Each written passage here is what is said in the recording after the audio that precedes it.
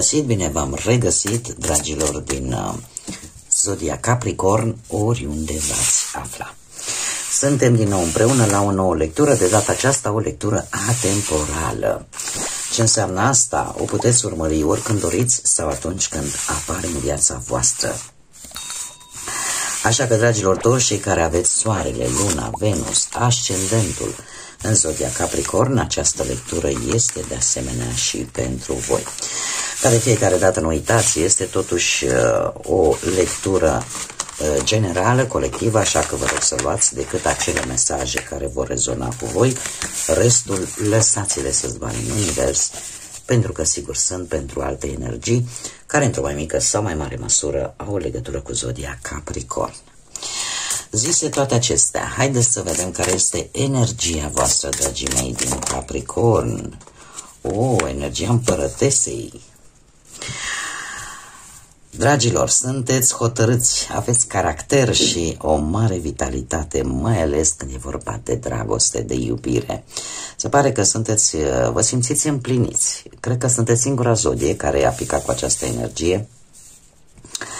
O energie a împlinirii, o energie în care vă simțiți poate mai atractivi, mai frumoși, mai drăguți, în care aveți o autoestimă sănătoasă, echilibrată, aveți o stabilitate sau poate mulți dintre voi au reușit în sfârșit să aibă un angajament serios, atât pe parte profesională cât și pe parte sentimentală, da?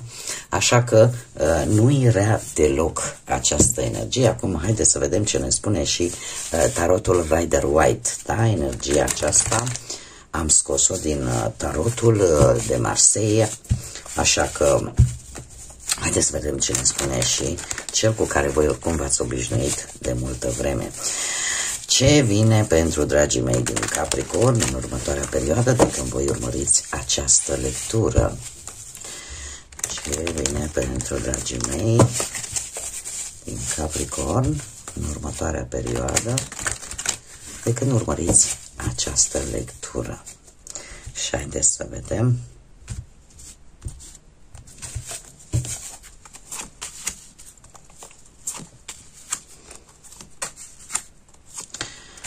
Interesant. Interesant. Haideți să vedem. Cum sunteți voi acum? Se vede această stare, da? Avem nebunul. Sunteți, cum să spun eu, sunteți detașați și se vede lucrul ăsta, sunteți detașați, sunteți oarecum orientați către ceva. Eu spune că sunteți un pic mai libertini. Un pic mai libertini. Totuși aș veni cu atenționare vis-a-vis de acest lucru. Și o să vedeți de ce. Ce sau nu este important pentru voi sau nu puteți vedea voi. Că toată această lejeritate este bună, este foarte bună, dar toată această lejeritate de multe ori să nu vă păcălească. De ce? Avem un 7 de cupe. Ceea ce voi nu puteți vedea, acest 7 de cupe îmi vorbește foarte mult de dorințele voastre, de ideile voastre, dar care e posibil să fie un pic nerealiste. În felul ăsta sunteți foarte energici, da? Foarte deschiși către a ajunge la o dorință, la un cel pe care voi vi l-ați propus, încât nu mai luați în calcul cât de realizabil este acest proiect, acest plan, această idee sau nu. Pentru că combinația asta de 7 de cupe cu nebunul nu este tocmai cea mai bună combinație și faptul că este ceva ce voi încă nu vă dați seama, cu atât mai mult. Cu atât mai mult. Da, este bine să fiți așa cum sunteți, cu energie bună, dar totuși trebuie să nu vă ridicați prea mult cu picioarele de pe pământ. dar sunteți totuși o soție de pământ și e bine să nu vă lăsați furați de mirajul, poate al unor promisiuni, de mirajul unor dorințe care posibil să nu fie chiar așa bine realizabile sau așa de mult reale. Adică să rămâneți ancorați totuși în realitate, mai ales că deja mersul nebunului este către, aici avem o prăpastie, dar este către aceste dorințe care nu știu eu cât de realizabile sunt și la care voi ar trebui totuși să fiți atenți, pentru că e ceva ce voi nu vedeți.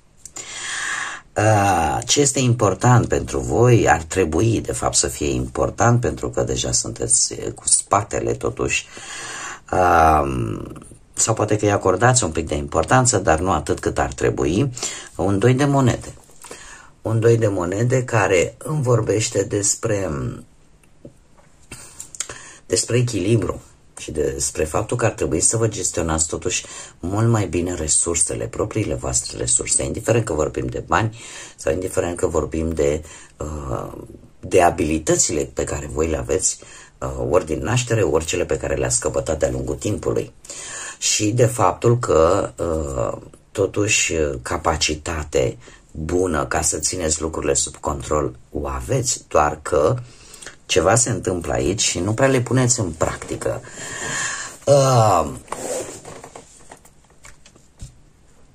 Adaptabilitatea voastră la anumite circumstanțe ale vieții e posibil să fie un pic dată peste cap de aceste promisiuni, de aceste lucruri de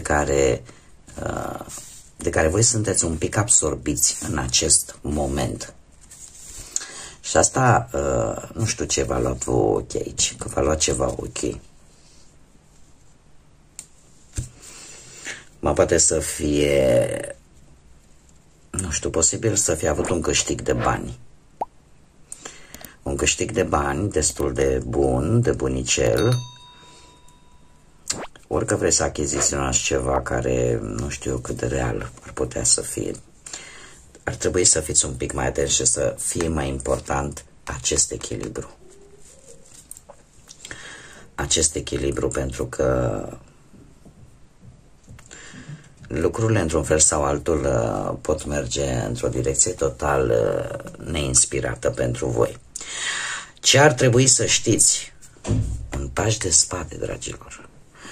Și asta e foarte interesant. Acest paș de spade îmi spune că ar trebui totuși să vezi situația mult mai profund. Ar trebui să-i observi mai mult pe ceilalți, să analizezi și să-ți faci o strategie, să-ți faci un plan. Asta ar trebui să știți. Că nimic nu merge fără o informație în prealabil, sau mai multe. Da? Adică să nu acționați decât de impuls și de strălucirea promisiunii sau a dorinței voastre sau a ideii voastre. Da? Trebuie să analizați mult mai bine situația și de asemenea numai după aceea să treceți cumva la acțiune. Pajul de spade este pajul care observă în permanență pe ceilalți, îi analizează și abia pe urmă trece la atac. De ce ar trebui să țineți cont? Ar trebui să țineți cont cu Marea Preoteasă că sunt anumite lucruri care cer seriozitate, care cer folosirea studiului, să știi cât mai mult, dar care cer și un pic de intuiție. Și probabil că ar trebui să țineți cont un pic și de ce vă spune intuiția, acea voce interioară, da, care încearcă de multe ori să ne ferească de anumite lucruri negative. Și un exemplu aici foarte bun îl pot da și sunt sigură că mulți dintre voi probabil că l-au experimentat atunci când pur și simplu îți apare o persoană în față și simți nevoia să pleci, să nu stai foarte mult. E ca și cum ai percepe respectiva persoană, poate fără voia sa, dar tu o percepi, intuiția ta o percepe ca ceva negativ. Și atunci încerci să tai cât mai repede conversația și să pleci. Cam asta este situația. Acum ar trebui să vă ascultați intuiția în această perioadă și ar trebui să nu dați mai multe informații decât este necesar. Marea Preoteasă este renumită pentru faptul că are o anumită înțelepciune, are, cum să spun eu, știe foarte multe lucruri, dar nu scoate în afară decât ceea ce trebuie și atât cât trebuie. Așa că probabil nu ar fi rău să țineți cont și de acest lucru. Haideți să vedem surpriza.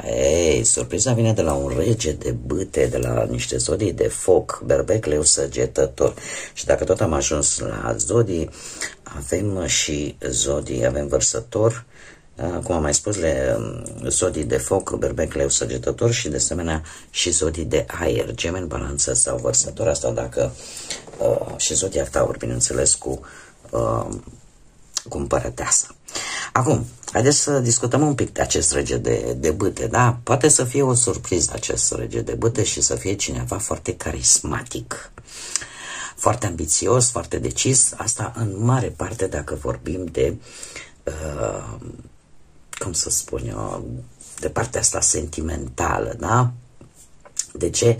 Pentru că este cineva care este dispus să vină către voi, să înceapă o relație cu voi sau pur și simplu este cineva care poate e existent deja în viața voastră, care nu va renunța în ceea ce privește energia voastră, nu va renunța la voi, are o voință puternică de a lupta, este foarte perfecționist, este adevărat, dar va fi cineva care nu va lăsa lucrurile așa în aer fără să le rezolve.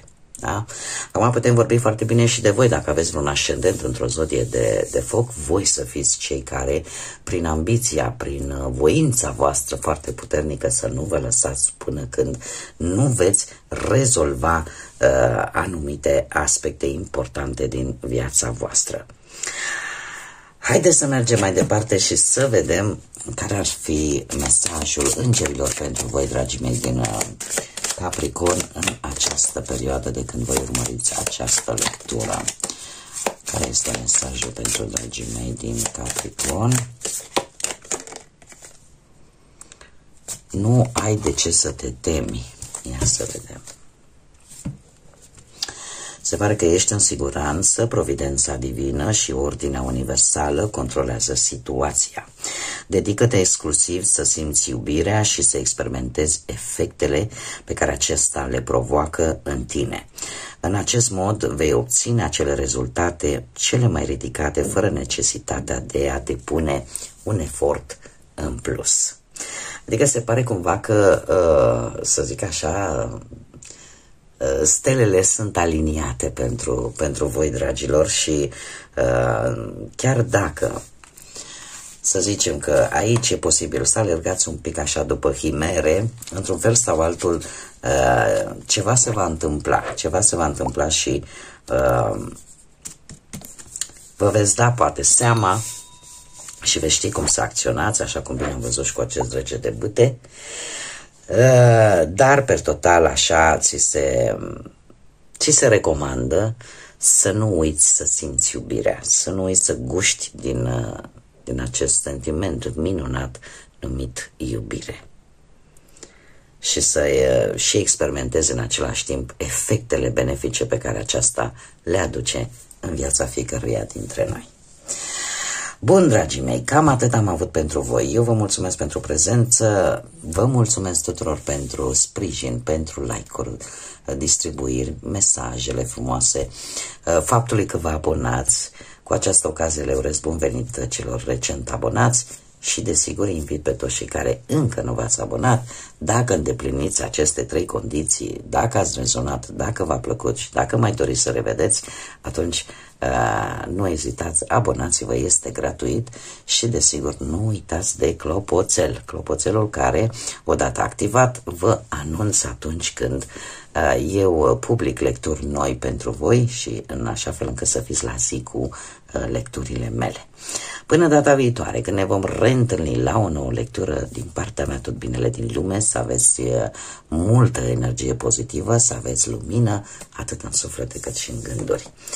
Și, desigur, tot ce e mai bun, tot ce e mai bun la voi să vină și, ca de obicei, să fiți iubiți, dragilor.